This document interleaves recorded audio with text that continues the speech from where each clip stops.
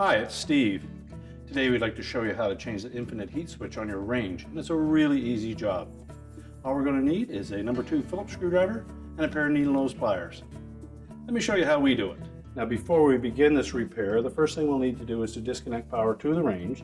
So if it has a cord on it, simply unplug it, or locate the electrical panel and remove the appropriate fuses or turn off the appropriate breaker. Now next we'll remove the knob on the switch that we're going to change. You slide it off and make sure that the little D ring, metal ring, came with the knob. And then remove the 2 screws and retain them for use with the new control.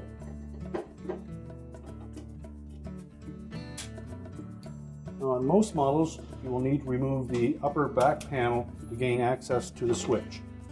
So you may have to pull the range forward enough so that you can access that, or pull it completely out. Now on this particular model, we will need to remove 4 screws, 2 on either side of that upper back panel.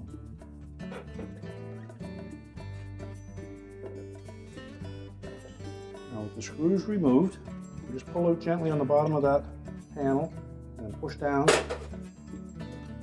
and clear the tab at the top.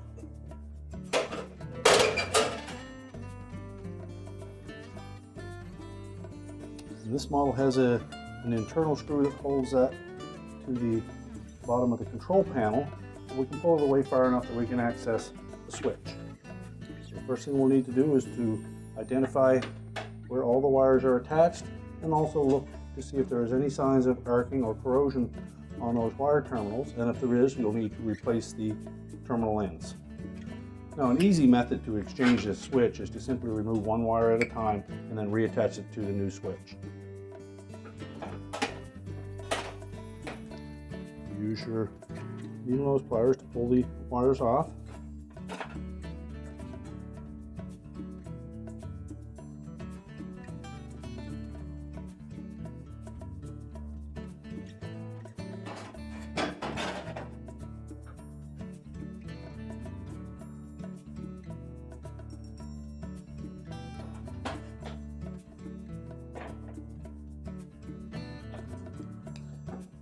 And make sure the wires fit on there nice and snug.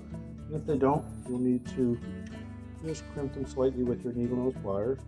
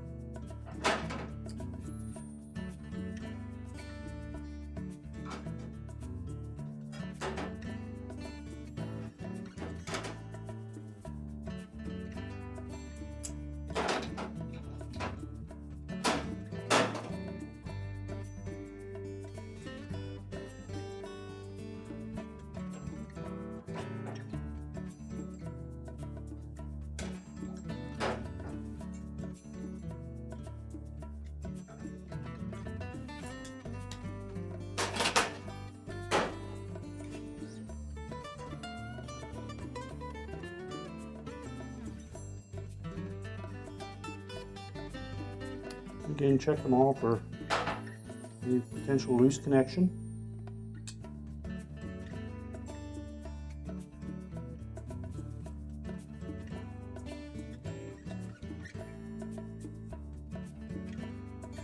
Now with the wires attached to the switch, and fit that through the opening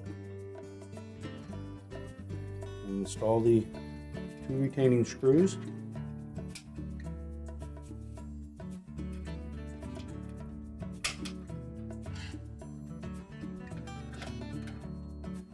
And center that shaft up in the opening, and then tighten those 2 screws securely. And we can slide that back panel back into position. I'll have to put a little bit of downward pressure on it, tuck that top lip in behind the control panel.